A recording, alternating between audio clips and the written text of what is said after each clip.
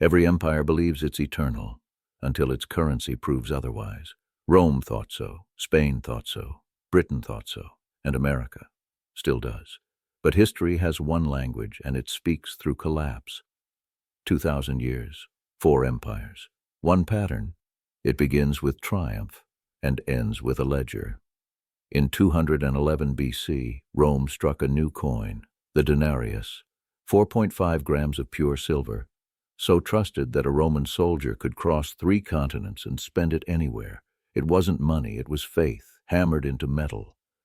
Then came Nero, lavish games, endless wars, and not enough silver to pay for them. So he did what every empire does when it runs out of wealth. He created more of it. He ordered the mints to stretch the metal. 10 coins became 11. The symbol of value stayed, the value disappeared. It worked, briefly. Bread, wages, luxuries, all cost more. By the 3rd century, the denarius contained less silver than a child's bracelet. Soldiers were paid in promises. Farmers demanded barter. The government lied. The market remembered. When the currency died, the legions followed. And when the legions fell, Rome burned from the inside out. Centuries later, Spain rose on rivers of silver. From Bolivia's Cerro Rico mountain alone, they mined half the world's supply. For a century, they were unstoppable, until the same curse returned. Too much money chasing too few goods. Inflation exploded.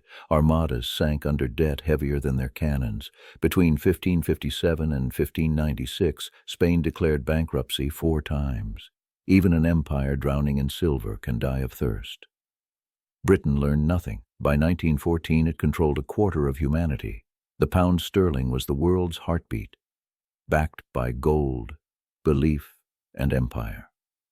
Then came the Great War. To pay for it, Britain suspended gold, printed credit, and mortgaged its future. The empire won the war and lost the world. In 1945, debt reached 270% of GDP. The pound fell, the colonies fled, the crown still gleamed, but the treasure chest was empty. And now, America. Its currency rules the globe. Its debt, 36 trillion and climbing. Its faith, quantitative.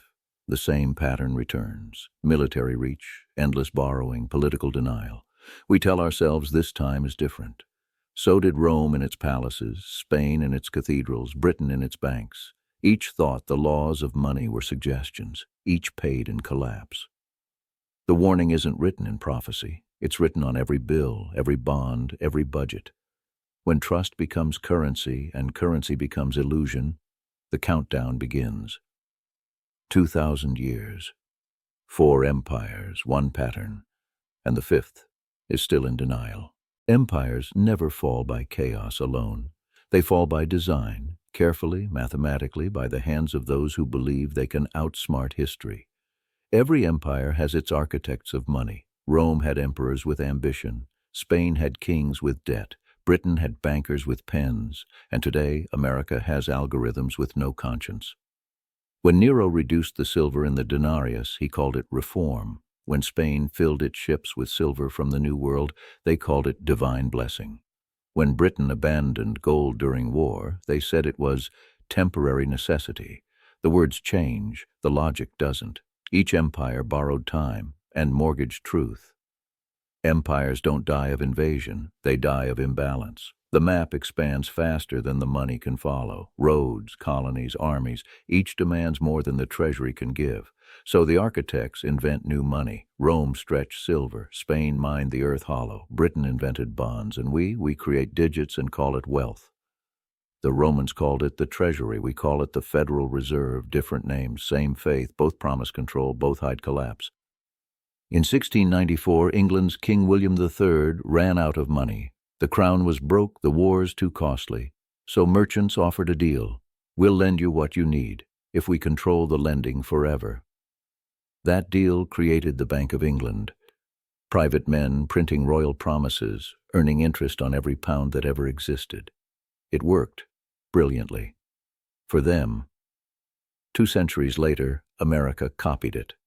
In 1913, a group of bankers met in secret on Jekyll Island. No reporters, no minutes, no oversight. They drafted the law that created the Federal Reserve. the institution that would control money, interest, and crises, all under the illusion of democracy. 7 men decided the fate of 300 million souls yet unborn, and they did it with signatures, not swords. A century later, their design still runs. In 2008, the system collapsed. The bankers who built it saved themselves with your money. $29 trillion in backroom bailouts, the modern equivalent of Rome melting silver behind closed doors. They called it stimulus. History calls it theft. Now, the next design begins, one that doesn't need paper or permission. Central bank digital currencies, money that expires, accounts that can be frozen by code. The empire of paper is dying, and the architects are already building its replacement, a system where obedience replaces savings. The same pattern repeats. First they centralize, then they digitize, then they weaponize. Rome ruled with soldiers, Britain ruled with trade, our rulers will rule with data. The architects say it's progress, but progress without limits always becomes control. They don't fear collapse, they prepare for it, because when the system burns, those who built the fire already own the water. The pattern never died. It simply learned to hide behind screens.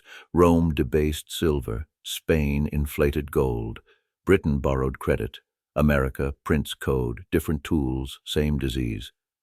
Every empire begins with value and ends with volume. More money, less meaning, that's the mathematics of decline. August 15, 1971. President Nixon ends the gold standard. For the first time in history, the U.S. dollar is backed by nothing but trust. They called it temporary. 50 years later, the temporary has become the truth. Freed from gold, money multiplied like cells without a nucleus. Wars were funded with digits. Inflation became policy. Debt became identity. In 1980, America owed $900 billion. By 2000, $5 trillion. By 2020, $27 trillion. Now 36, and counting up as you listen. The numbers are too large to understand, so we stop trying. We learn to live on leverage, not labor. We don't build, we borrow. We don't save, we speculate. And every speculation ends the same way, with someone asking for the money back. In 2008, the cycle returned. Housing collapsed, banks froze, markets died overnight. The system was dead, but the architects revived it with debt. They bailed out failure and called it stability. $29 trillion in emergency liquidity, not earned, created. And for a moment it worked. The illusion was reborn. Then 2020 arrived. Lockdowns, stimulus checks, QE without end. $4 trillion printed in 2 years, more than the entire previous century combined. The result? The same as Rome's furnaces and Spain's mines, temporary wealth, permanent inflation. Inflation is the interest on empire. You can delay it, hide it, deny it, but you pay it in the end. Every citizen feels it in groceries, rent, and hope. History isn't numbers. It's dinner tables gone quiet. Now the world is reacting the same way it always does. When Rome's silver faded, merchants hoarded gold. When Britain's pound fell, America rose. Today, nations are diversifying away from the dollar. China, Russia, India, Brazil, the new BRICS bloc. Trading in local currencies, buying gold, preparing for the end of the dollar age. Reserve currencies don't fade gracefully. They collapse like stars, slow expansion, sudden implosion. When trust evaporates, everything priced in that trust goes with it. Stocks, bonds, pensions, promises, all denominated in belief. The cycle always returns faster than the empire expects. They call it soft landing. History calls it impact. Rome took a century to fall. Spain, 80 years. Britain, 30. America is trying to beat the record. But the pattern is mathematical: excess, corruption, denial, collapse. And the curve we're on now is exponential. We're printing confidence faster than Rome minted coins. And when faith fails, the speed of collapse is instant. The cycle has returned, not as history, but as our lifetime. Stage 5 has begun. Debasement complete, confidence cracking, denial absolute. The next stage is the one every empire fears: loss of control, loss of faith, and then loss of empire. The greatest trick of any empire isn't conquest, it's consent. Rome made citizens proud to pay taxes. Spain convinced subjects that debt was divine. Britain taught colonies to sing the crown's anthem, and America, it made obedience feel like freedom. We live inside an invisible architecture. No walls, no guards, only algorithms. They don't restrict us, they recommend us. Tap, click, scroll, each motion a vote of confidence in our own confinement. Every empire needs belief. Rome had gods. Britain had destiny. We have convenience. We pray to speed, worship comfort, and measure worth in connectivity. The new Caesar doesn't wear a crown, it wears a logo. Your loyalty card is a confession, your phone, a witness, your search history, a scripture written against you. The old citizen paid taxes, the new one pays attention, and attention is the purest currency of control. Debt became destiny. Subscriptions replaced obligations. Every month we renew the contract that keeps the empire alive, and ourselves indebted. Rome chained its legions to salary. We chain our souls to direct deposit. We call this progress, but progress has a master. Raise interest, behavior changes. Change an algorithm, belief changes. Delete an account, identity vanishes. The empire doesn't command, it suggests, and suggestion is more powerful than force.